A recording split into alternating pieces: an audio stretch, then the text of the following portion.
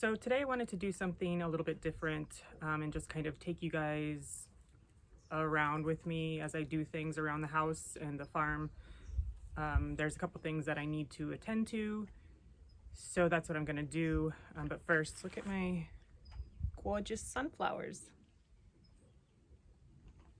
Yeah. I may have planted them a little too soon because I think some of these, actually I know some of these are supposed to be the mammoths and they're supposed to be mammoth. I think that might be one of them, but it doesn't look very mammoth to me. But anyways, so let's go check some stuff out. There's a couple things that I wanted to show you and maybe get your opinion on. I have what I believe to be elderberry bushes, trees on my property. We bought this place 10 years ago and I never really knew what they were. I just knew that they grew these little berries on them every year. The birds love them and then they drop all their leaves. And then quite a few years ago, my friend came over and she's like, oh, this is an elderberry. And she's into that, you know, she knows a lot about plants and stuff. And then I never really thought about it. Well, I've been seeing all the great benefits of elderberries, and this year I'm on the hunt for a decent dehydrator that I can use, and I want to try and dehydrate some of the elderberry berries.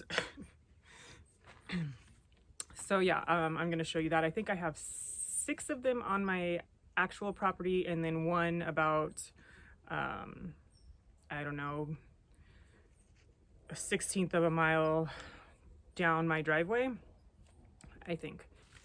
Okay, so I have to pull my horse Romeo out because I have to spray his leg. He has what is called a sarcoid, and this is what it looked like the day after the vet came out. She sprayed it with some Aluminous Shield and some stuff. I'll show you. And it started shrinking, and everything that I've read about these things is when they get angry, when they get pissed off, when they get irritated, they grow, they multiply, and they are very, very hard to get rid of. I was wondering if we could maybe band it to get rid of it, and that was her suggestion, or one of the suggestions, on the cheaper side because it could be very expensive. And then she emailed me and said that after talking to some of her colleagues, they decided to go ahead and just leave it since it's not really in an area where the tack hits it, or, you know, he's not really being ridden a whole bunch right now. So just to leave it and see what happens. And then I started noticing it shrinking. He hit it on something and it was bleeding. So I called the vet out, and then it dried up and healed over. But it had like the insides kind of protruding out of it, I guess is the best way to describe it. But it was healing itself over. And after the vet came out the next day, I noticed that whatever was protruding out of it had fallen off. And then there's a hole now inside there, but it's shrinking. The sarcoid is shrinking. So I don't know. I don't know if whatever's inside that stuff is killing it, or if it's going to shrink and then just get massive and huge. Basically, a sarcoid is a skin tumor on a horse. So I need to pull him out if he'll let me. Sometimes he doesn't like to be caught. And spray his leg with some stuff. But behind me, right there, is one of those, that's the biggest elderberry that I have. Now, my husband did cut it because we had to pull out a trailer, and the only way to do that was to cut some of these branches. But what do you think? Elderberry? Other poisonous thing that will kill me?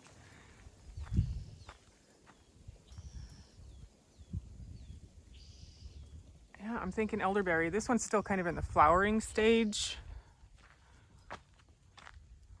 Oh, there are some berries right there starting to grow. But the other ones are inside my horse area. He's handsome.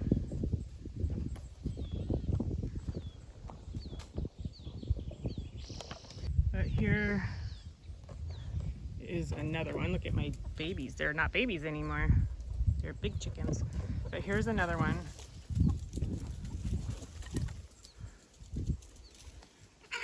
Here is another one.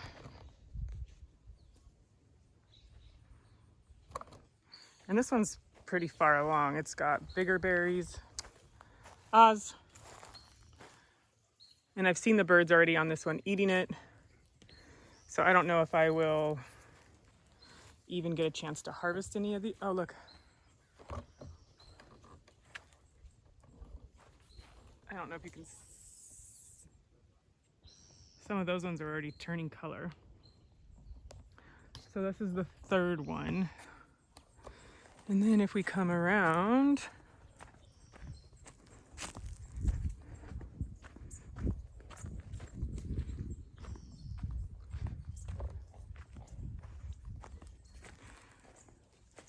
this one would be this one is the fourth one.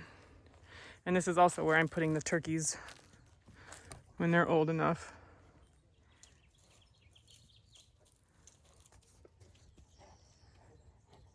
Hi, handsome.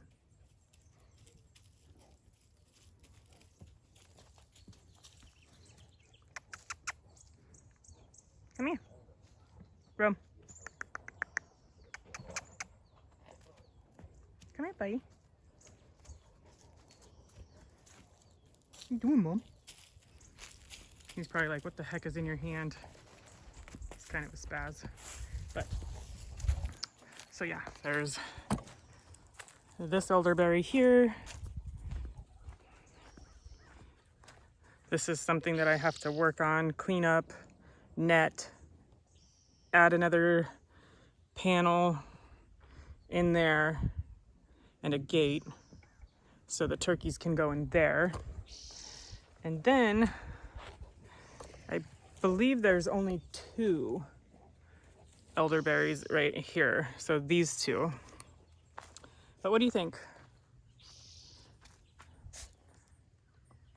Yes, elderberry, or no elderberry? I am leaning towards yes.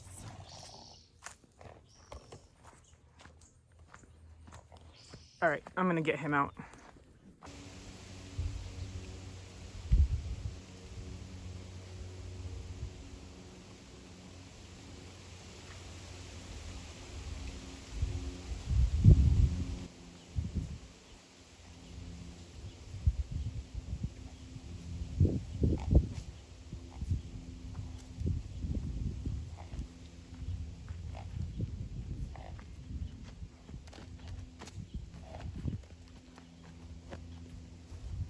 So this is the stuff right here, Catron.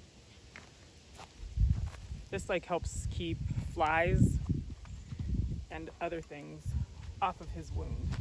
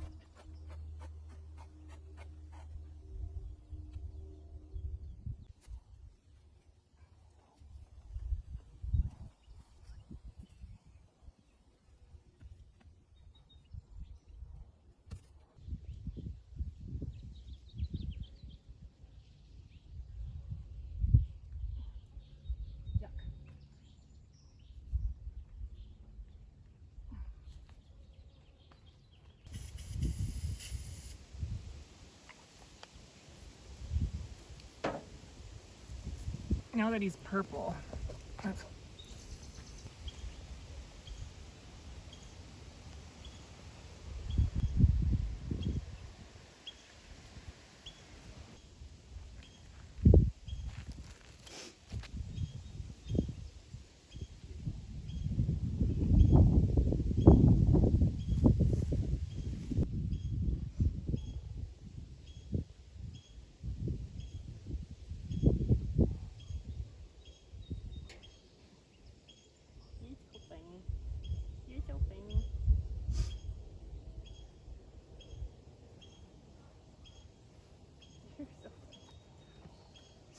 go back? Are you ready to go back? Yeah.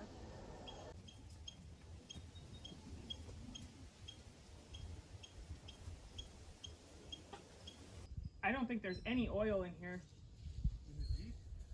No oil light went on? No. Huh. Should have had a light go on.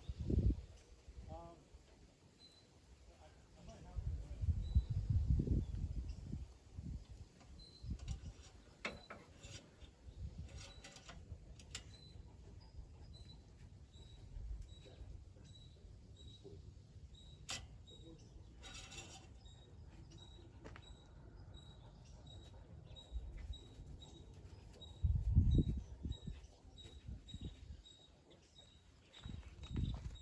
That's pretty scary.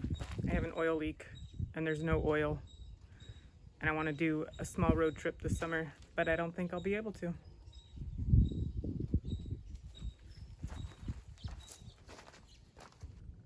it's not a puddle in there like it normally is. Well, that's because there's no oil.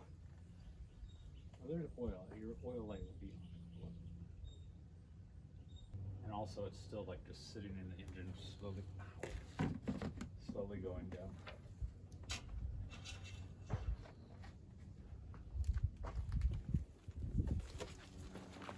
Now it's better. Cool. Thanks, Beth. The impressive profits he had boomed. Such a class would be a hybrid class, focusing both on travel and business. After all, one would need the prerequisite power to defend oneself while traveling the endless worlds of the multiverse. A merchant couldn't simply put his life and his goods in the hands of hired guards. He needed